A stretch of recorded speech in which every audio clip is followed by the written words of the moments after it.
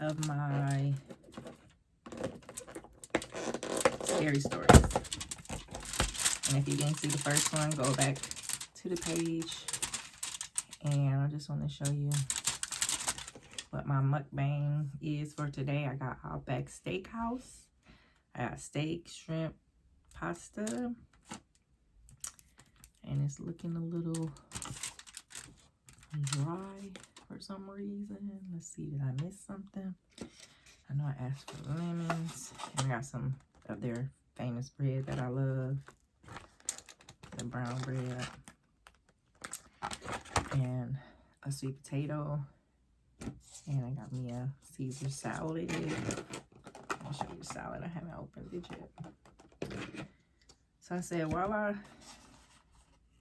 enjoy my lunch, that I would go ahead and I had them put me some, what is these?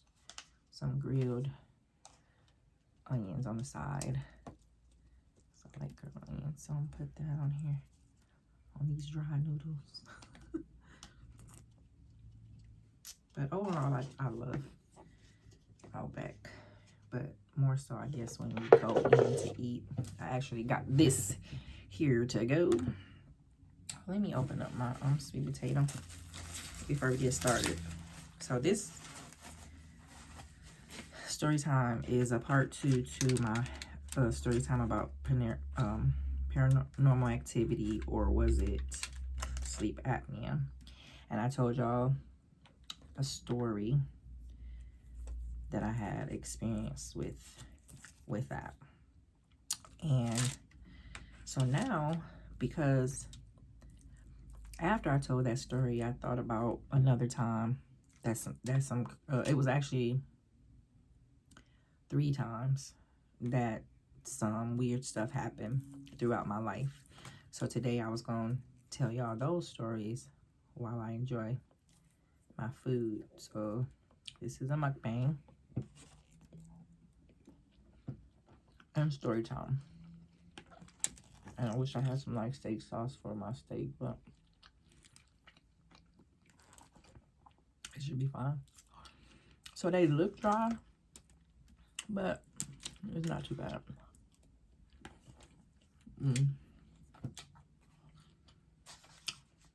I like squeezing lemons on my seafood.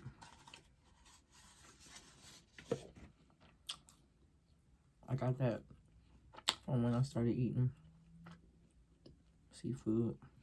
I would squeeze it on to dip the seafood in the lemon sauce. Now I had asked for some cinnamon for my sweet potato, but it's okay. At least we got everything else right.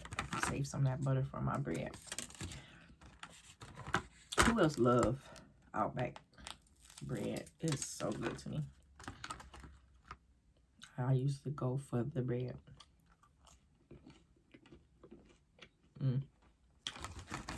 Alright, so I should have ate my salad first. I don't even see my Caesar dressing. Oh, it's inside of there. Alright, so let's get to the story. So I'm gonna tell, it'll either be 2 or it'll be 3 situations, because I'm still back and forth with telling the one situation that happened when I was a little girl, because that one kind of like, I don't know, it kind of bothered me for a long time. So I may or may, I don't think I am going to tell, I'm going to leave that one alone for today.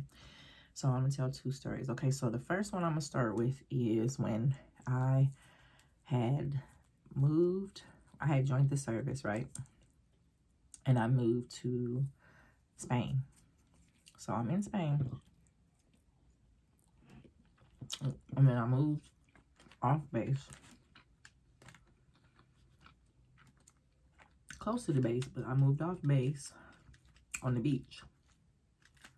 So I had like a little apartment, condo, whatever you want to call it. It was really nice on the beach. So me being, you know, now a young adult, I was like actually like 18 or 19 when I first went into the military. So I was pretty young. Partied all the time and stuff.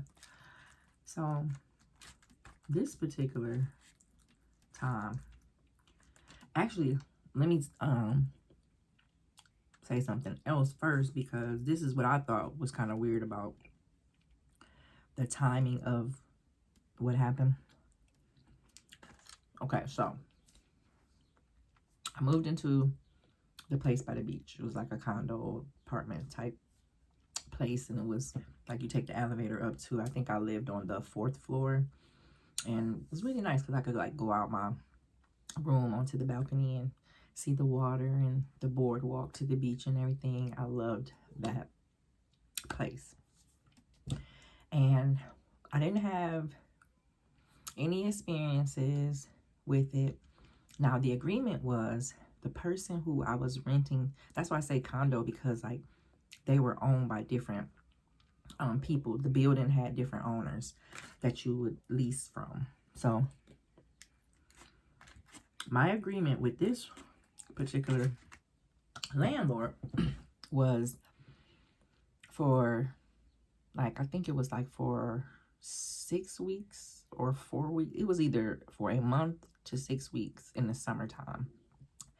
I think it was like 4, more like 4. It seemed longer, but I think it was 4. So for 4 weeks in the summer, I could rent the place out. It was mine to rent my entire stay as long as I was stationed in Spain.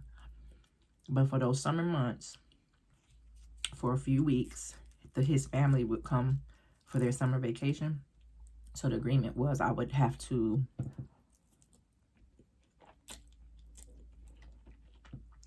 move out. Not necessarily move out, but just stay somewhere else for those 4 weeks. An agreement was I wouldn't have to pay rent for those 4 weeks. And I would have to pay like partial rent for the next one. So it was like I was saving money. And I had people that I could go stay with. I had a lot of friends. And I think we all was young. We all had our own places. We was all in the military. So that was easy. So I had agreed to that. So he said that during those months, I wouldn't even, if I chose not to, he said, you don't have to move your things.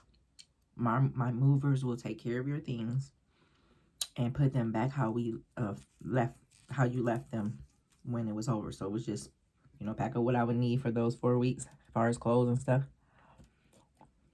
And then come back on such and such date.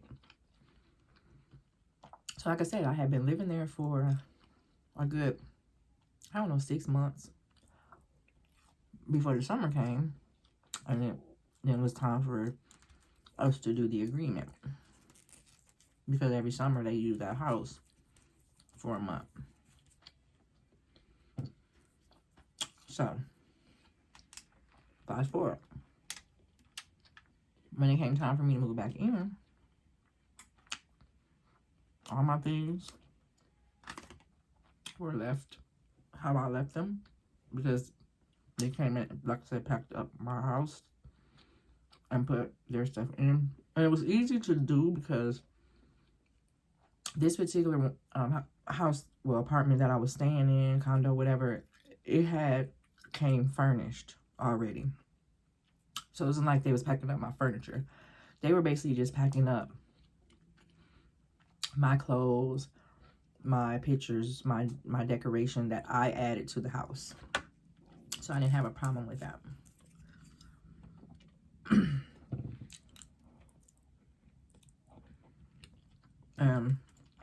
Because I knew that time was coming, I had stopped buying groceries and started basically, you know, eating off of what was there and getting rid of stuff so that they could have cabinet space. And the canned foods and stuff that I did still have, I put in one particular cabinet, and that was just there, and it was there when I came back. So with all that being said, when I came back, I had been back into the apartment for, I would say, probably like a good 3 weeks by then. So one night I'm sleeping, and then I like woke up,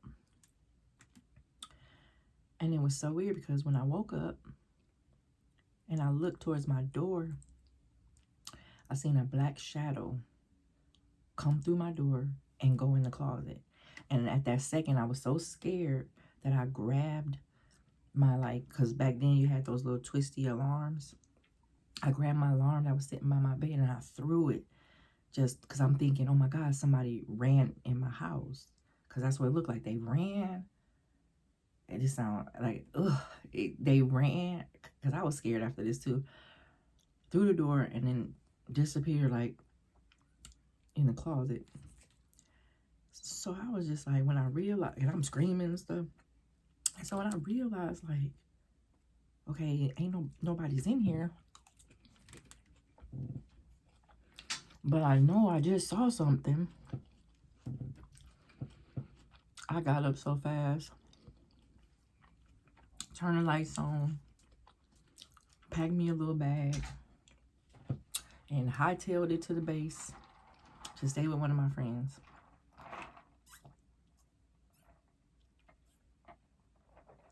And I stayed with them for a few days.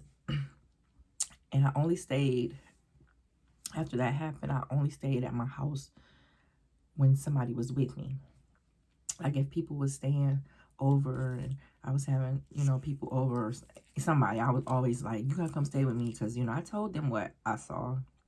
And I explained to them that I was scared to stay in a house by myself because of that.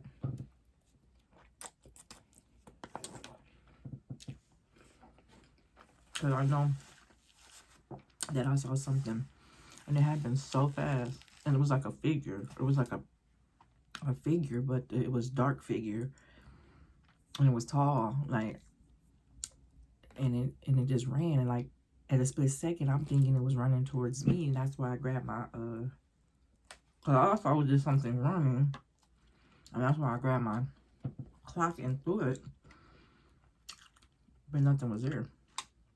It actually, because I was throwing my clock at the time that I saw it running. I'm thinking it's running towards me and it's a person. And I threw my clock and my clock went in to closet, like almost through it. Whatever I was throwing at, my clock just went right through it, if that makes sense.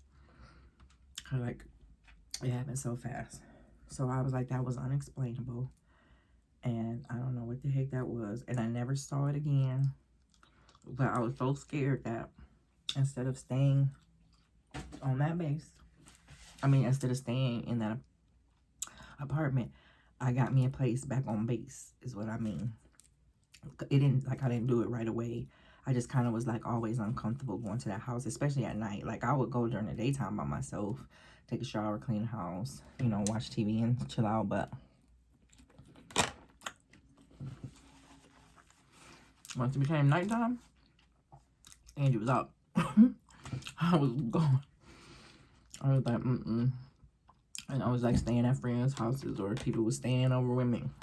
I just was not finna, So I ended up just moving back on base, and it worked out perfect because I had to move back on base anyways, because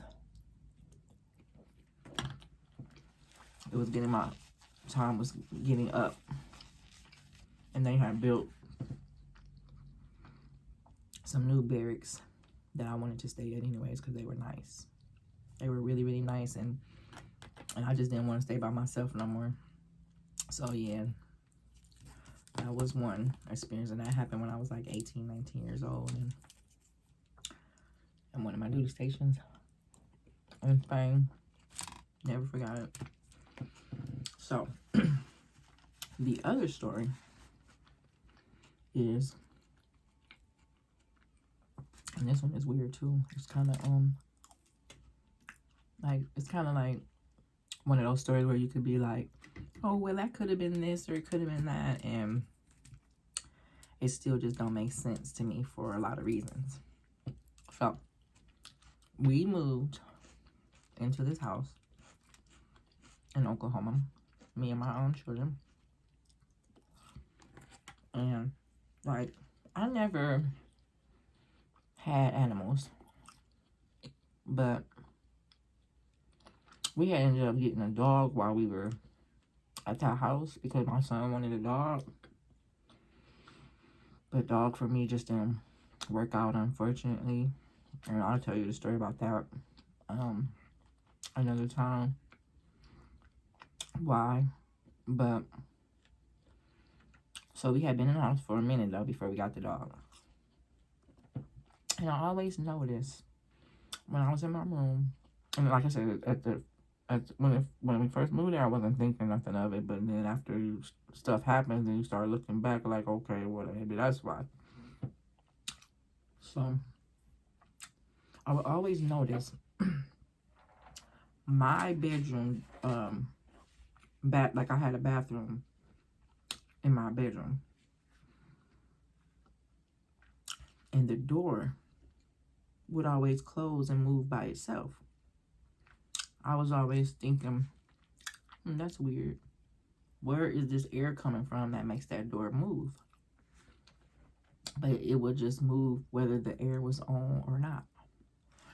And I didn't like have windows open or nothing. And it was just like, it would be, you know, half open or whatever, because I would be in and out the bathroom.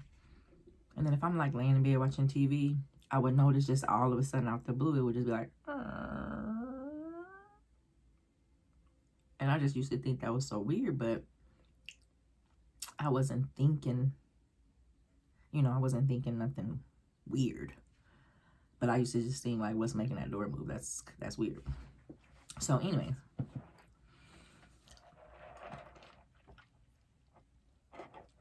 one night, my son had came to my room to talk to me. And I say nothing was on, no air conditioning, nothing. I hadn't been in the bathroom or just came out of the bathroom, nothing. So he's in there talking to me, and it's late. And I noticed it would happen like late at night when it would move like that. It wouldn't even move during the day. That's what I thought was so weird, because it's like, why is this door just all of a sudden just moving? And it would just be like that. So one day, my son came in my room one night and he was talking to me. He was telling me whatever he was telling me. And he stopped mid-conversation, was like, and I'm like, what? And he like, that door is moving. And the door, it went from being almost all the way open to closed. And we both was like, and then I told him, I said, this is when I told him, like, I think that I'm starting to get concerned. Like, I don't want to scare you, but that's not normal. And he was just looking like, because that was weird to him. And he was like, is the air on? Nothing was on. There was no reason for that door to do that. Here comes the unexplainable weird part. So, still not thinking nothing of it, just thinking maybe that's just what the door does. We ended up getting a dog. That dog, he did some weird things. Like, one, he was little when we got him. He started getting bigger. He wasn't a baby. Like, by the time we got him, he was like 3 months or something. And I didn't have him until he was like a year old, because we had ended up moving to another state. So we had to let him go because the situation, we couldn't bring him with us. And from my experience with having a dog, I knew that was just not going to be something that I could do long term. And I don't want to ever get one again because it was so hard to give him to somebody else. Like, it took me a while to get over that because that's like family. You know, pets are like family. So it took me a while to get over that. And I was just like, I can't never do that again because I feel so bad. But it wasn't, like I said, I tried it and it just wasn't working for us. But anyway, so first weird thing with the dog was he never would go in that room. He would go everywhere else in the house, but he would never come in my bedroom, which I was kind of glad about because I didn't want him in my bedroom anyways. He do too much. But he would never come in my bedroom. But at night, he would growl at my bedroom. Not every night all the time, but there was moments where you could hear him start growling. And I'd be like, what is he growling at? So I would get up and he would be looking at my room. And I was thinking maybe he was growling at me. But he would like come to me, you know, like he was concerned or something. And be, you know, whining and stuff. Like he was trying to tell me something. But I would be like, stop growling at my room or whatever. And how I knew he wasn't growling, how I found out he wasn't growling at me is because one night I fell asleep on the couch. And he was growling at my bedroom. So I was just like, okay, what is it about my bedroom that this dog don't mess with? And if you have animals or if you've had an experience like this, and while I'm telling this story, if you can share some reasoning or story like it, I would love to hear it in the comments. I would really appreciate that because, you know, we all have experienced stuff that's not explainable. That we'll probably never know what it is. But, so, one day I was sitting on the couch.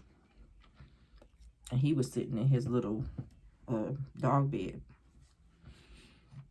And he got up and he was looking behind me.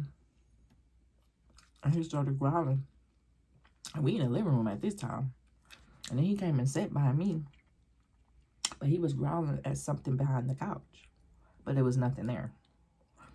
So that used to creep me out. When he would do that. And I would just be looking like, okay. So I ended up getting some like sage or whatever. And doing that. But my door still was moving in my room. And I also started noticing. And it had been happening. But I didn't really pay attention to it or notice it until after all this stuff started happening with the dog and stuff. That's when I started really saying, okay, what is this?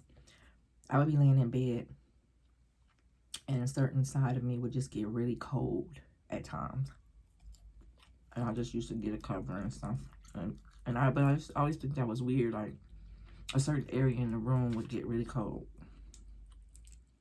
Just out the blue. This side of me not cold, but this side of me cold. You know. Back here is cold, but the rest of me not cold. It used to be that. That's weird. And obviously I've read on things that could be that I would dare not repeat. But so anyways, I would notice that. So one day I was decorating my room. This is where it got really weird. One day I was decorating my room, and that door to the bathroom, I put a mirror on it. Like I've always done, no big deal. So I put the mirror on it. And I don't know how many days later, but I know it wasn't long. It wasn't the next day, but I know it wasn't long after I put that mirror on there. The mirror fell. Didn't break. It just fell off of there. I have never put one of those mirrors up on the wall and it fell. But I just chalked it up as stuff happens. I'll just put it back on the wall, right? So I lay it up against the wall in my room like, okay, like just say this is the mirror and this is the wall. I laid it like this on my wall.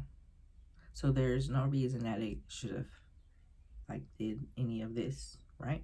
Because if it was gonna fall, it would have just kind of did that, right? So I come home the next day after I put my mirror up and back on the wall. And it was broke all over the floor. Like, because it's like this on the wall. Well, it was over here, broke. You know, like, even if it did fall over, it was too far from where it should have been unless somebody did that. And by this time, we didn't have the dog. So I couldn't blame it on the dog.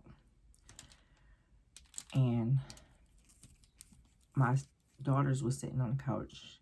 And these are not babies. These are young adults. And they said,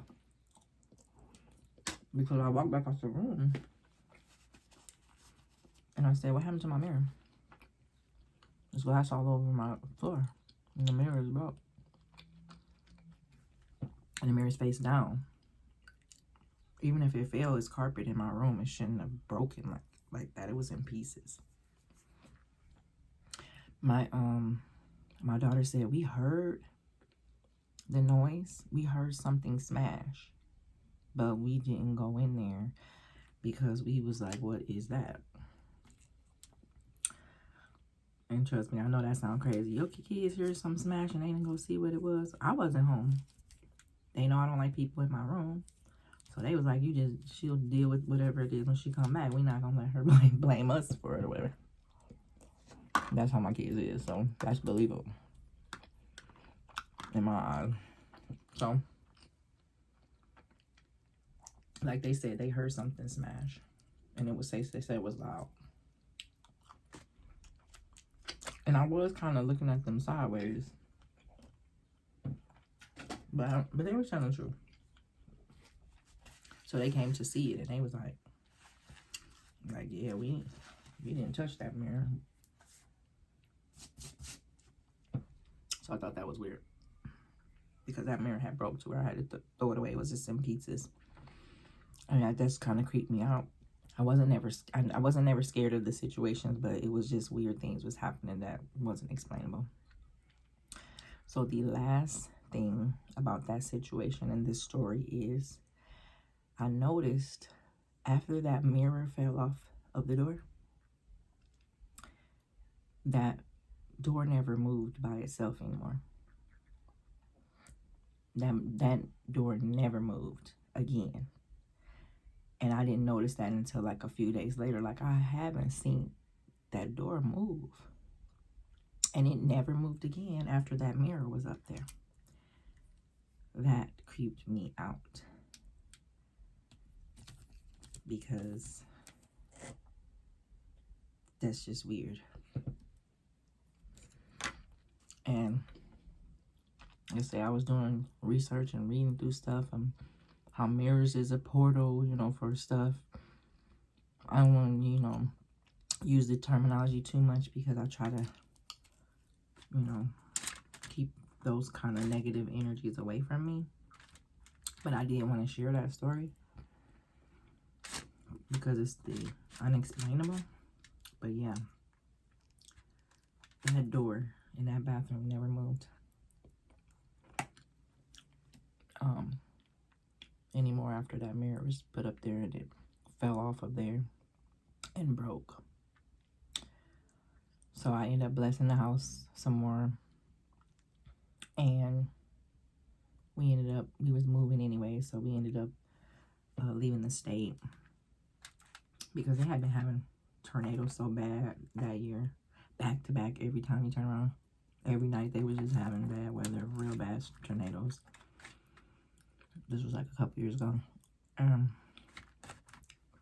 That's it. So like I say, that's my stories, and I did have, you know, another experience. Maybe I'll decide to share that one day. You know, if people, you know, want to hear it, tell me that you want to hear it. And maybe I'll decide to go ahead and share if enough people say they want to hear it. But that's it. I'm full. I never finish my food.